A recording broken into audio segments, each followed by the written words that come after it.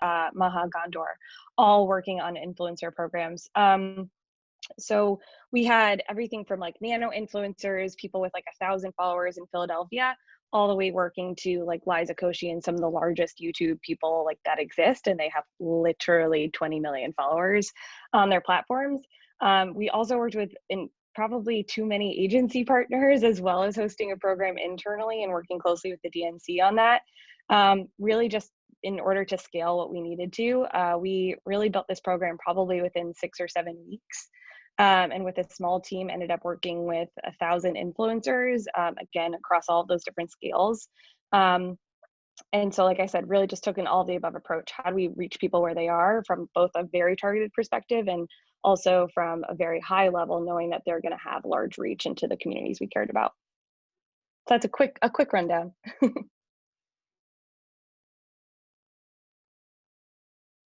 That's great. And so one thing that I think was really interesting that we did this cycle was we used a content distribution app called Greenfly, which allowed us to send any advocate that joined the app a bunch of graphics and suggested messaging. Katie Rose, can you kick us off and talk a little bit about what that looked like? Yeah, absolutely. So I think we have some of our Greenfly folks on, so hello to them and thank you to them for helping us be able to take on such a program at this scale. We were able to have over 3,000 advocates using our tool during this cycle. Some of those we onboarded during the convention, and we were able to move them over and continue building that relationship with them. And I think what's interesting is that what started as what might be considered a traditional surrogates program. So for folks in the campaign space that are kind of the practitioners here, thinking about who are those celebrities, who are those elected officials, who are those kind of traditional campaign surrogates that we want as our messengers. We brought them on so that they could help share the messaging, and we could get them messaging quickly and easily. And what expanded was really became a digital organizing program at the end of the day, not just a surrogates program. So we were able to reach way more people this way by building relationships with them, using this app, getting to know what types of content they were interested in sharing, and being able to serve them the type of content that they really wanted and that we found most important. So the app Greenfly was a phenomenal tool that we used. It's a mobile app that lets people directly on their phone receive content from us that we choose to share, whether that's as a gallery or an album of images and share graphics, whether that's about policy or just a great photo of Joe and Kamala that just makes people feel good and they want to share, as well as strong rapid response content that we would want to share. And we did share, during those crazy debates that at this point is hopefully a distant memory for most of us, although still hard to think about even a couple of months later for me. So we were able to respond and get people to really speak out and against some of the crazy things that were being said and be able to push back on misinformation, as well as really focus on voter education and then pro-Biden Harris content towards the end. So I can talk a lot about the types of content we shared, but I'll let other people speak first. That's great. It's great hearing about that. I think one thing that, before we dive into a little bit more of the content side, I would love to hear about how did we find people? I think that's like, at least for me, the biggest thing. People are like, how do you source out influencers? How do you find them? How do you recruit them? Gabby, can you kick us off and talk a little bit about how you kind of reached out to a bunch of micro influencers and maybe talk about that term a little bit? Yeah, of course. I feel like I had a very interesting approach. I actually have a background in fashion. And so I was already interacting on like my personal side with people who were very interested in slow fashion and were very interested in sustainability, which can translate into people who are very passionate about climate change and a new agenda when it comes to climate change. So I kind of went that approach because, like we were talking about, it's really about meeting influencers where they are. These people might not have been posting constantly about voting or even about the like Biden-Harris administration. However, they are passionate about something that that the Biden campaign was also passionate about. So kind of meeting them at this avenue. And so I just reached out to people either on Instagram or via email, just saying, hey, we would love to partner with you about strictly voter education. I think that was really something important that people really appreciated, was we weren't pushing necessarily at first Biden and Harris. We were strictly pushing voter education, which is applicable to everyone, whatever side of the aisle that you're on. And I worked really closely with Jasmine, where we would send out graphics and with different information and different reminders that were styled in numerous different ways, which was great because that let people post something that felt still on brand for them, even if it's stuff that we gave them. So kind of started with this niche fashion avenue, and it kind of branched from there. We really were focusing obviously on battleground states. And so that in itself, I mean, it's very tedious, but just scrolling through Instagram, it was honestly the best way that I found to reach people. Just based on like who people follow and who interacts on people's posts. A great kind of cycle that we fell into was when we saw people that we were already working with post, we would see if they were posted in feed, we would see who engaged on that post, who said this is great information, who said we love these graphics. Because people who were already showing interest were people who were more likely to work with us. So kind of taking the relationships that we already had, building those up, and then creating new ones based on what we found from previous posts. That's great. Well, now I want to hand it over to Jasmine, who is our amazing designer at the DNC, to talk a little bit about like, what does design and creative look like for influencers? I think one thing in particular that we did this cycle, which I found really exciting, is we created a ton of unbranded content. So Jasmine, I was hoping you could chat a little bit about what does that look like? Yeah, absolutely. And hopefully we can get the presentation up to show a lot of them. But I think the reason why this influencer program was so successful is because we were making graphics that we ourselves would want to post. And when I say we, I have to shout out the team. That's Christian, Ashley, Colleen, Abby, like so important because we were all just like a diverse group of people who, regardless of how we approached it, it was our voice, it was unique, and it was separate from the Joe Biden, the DNC brand, which I think helped, especially for those who weren't comfortable, vocally saying I'm supporting Joe Biden, but still wanted to be part of the conversation and share resources. So this is a great example of a great collaboration that the team did. We all just came together and created these to show support and like the issues that everyone cared about. And something like this, it was so personal.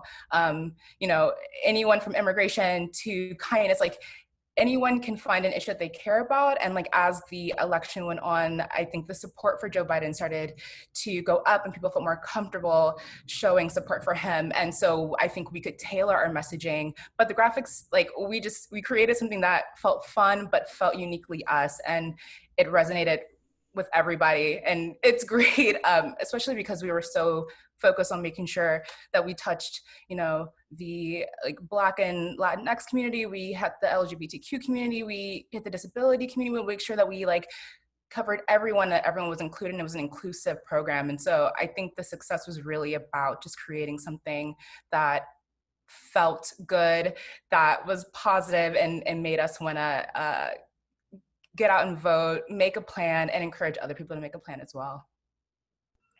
I'll just jump in for a second because Madeline was speaking about this yesterday in prep actually for this conversation, which is about how we engage folks. Because I know, Madeline, you were doing a lot of outreach to all types of influencers, creators, etc., about how we were building relationships with them. And, I think one thing that we saw, at least on the content side, was that not everyone felt comfortable at the very beginning, maybe, and by the very beginning, I mean, maybe a month and a half out from the election, necessarily taking a stand and saying, I'm voting for Joe Biden and Kamala Harris, but they were comfortable sharing information about how to register to vote, why they were voting, and they were really engaging around issues.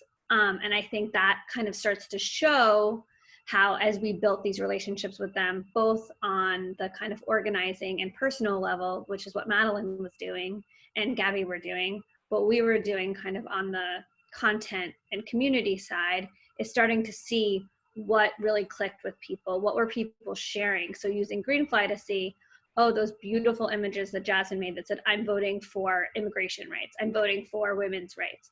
They were more comfortable sharing that early on than they were necessarily saying, I'm voting for immigration rights, and that's why I'm voting for Joe Biden. However, what we saw is as they started to do that, closer and closer to the election, as the stakes got higher and higher and things got scarier and scarier, they were willing to come out and say that. And that's when we were able to pivot and change our messaging. I wouldn't say change our messaging, but increase our messaging around that pro-Biden, pro-Kamala Harris stance. And that helped us be able to kind of have that final push for GOTV to be able to say, not only am I voting for these issues and this is what's at stake for me and my community, I'm voting for these people because of that. Madeline, do you want to talk a little bit more? Sorry. No, thank you so much. I'd love to add on to that.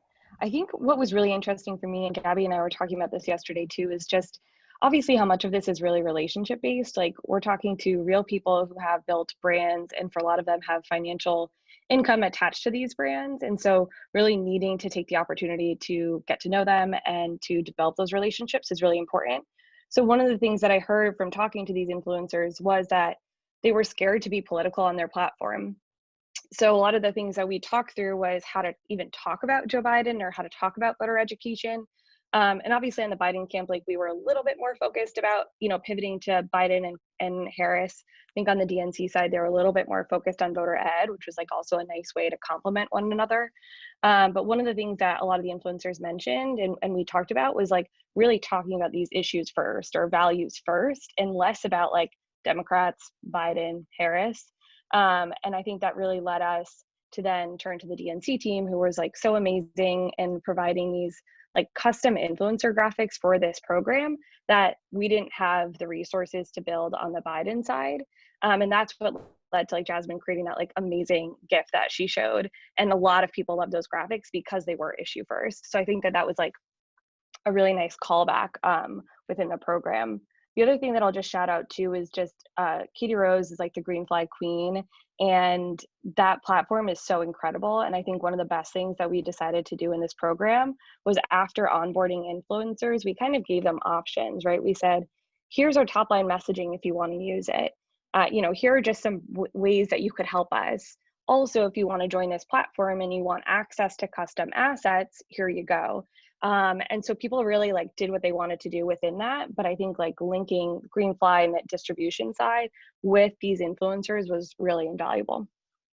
And one of the things we saw there, especially towards the end using the tool Greenfly, was that at the beginning, the way that the tool works, we can send kind of a push notification that says, share this right now.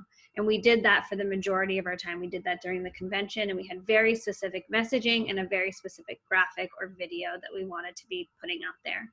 And as the campaign got closer and closer to election day, and first of all, we had an excess of content, which was an incredible problem to have. And we were starting to learn more and more about our users and about our community. We were able to just provide as much as possible to folks in a way that's really hard to do if you're just sending an email to everyone and saying, hey, can everyone share this right now?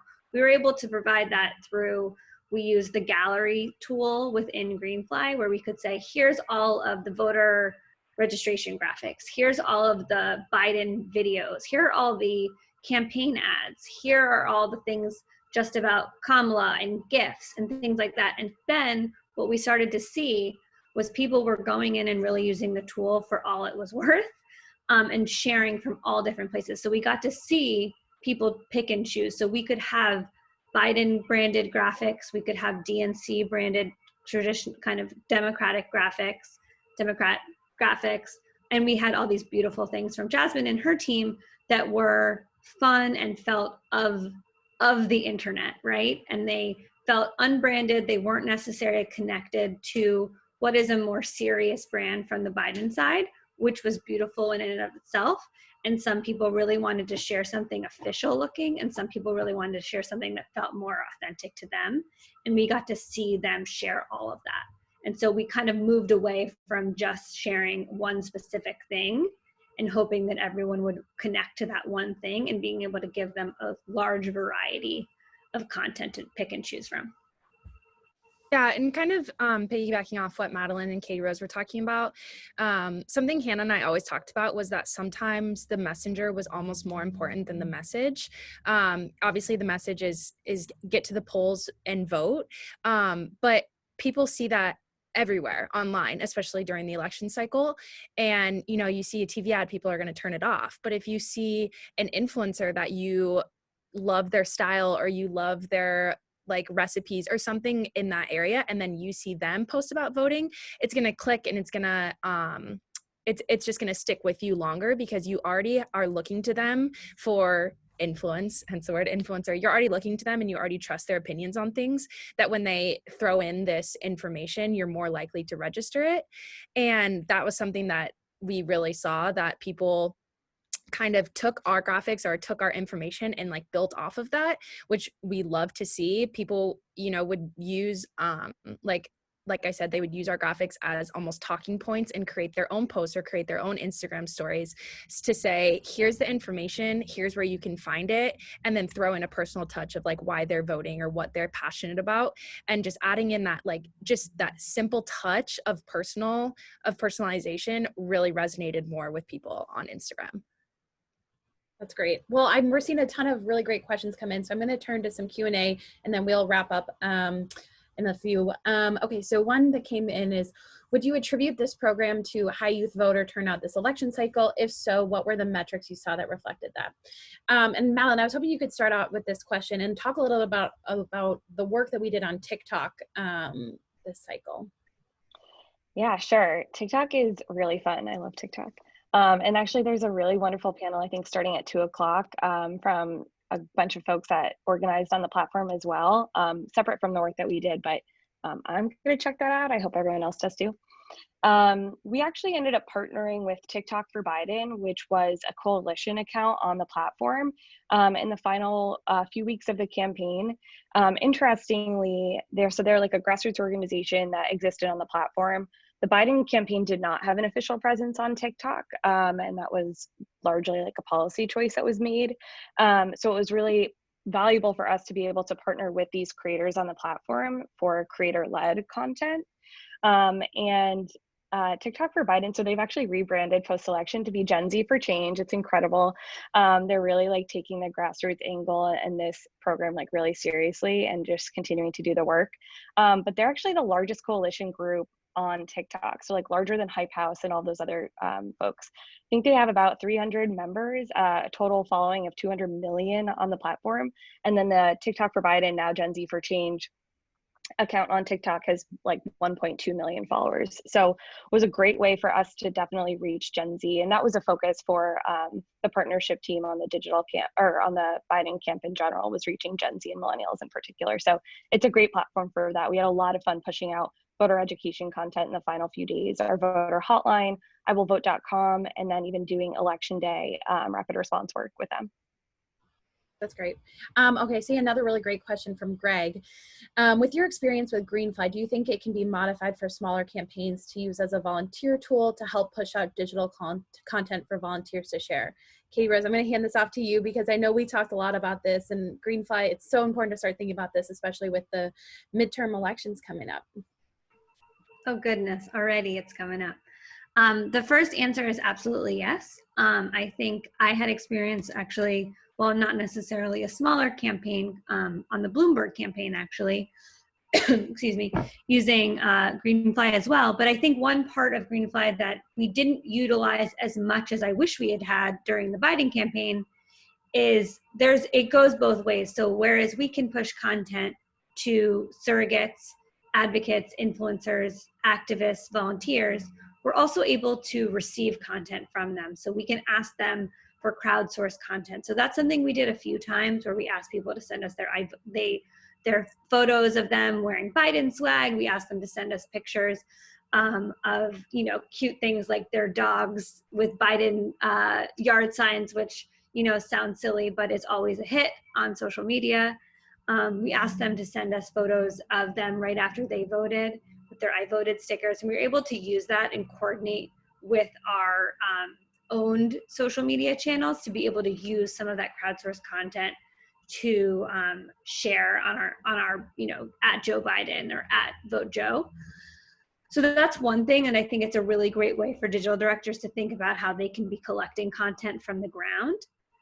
The second thing is that I think that we had an opportunity that happened during the second to last debate, I think, or maybe it was right after that, where Joe Biden actually tweeted a link that said, sign up to get to be on our messenger team, or some words like that.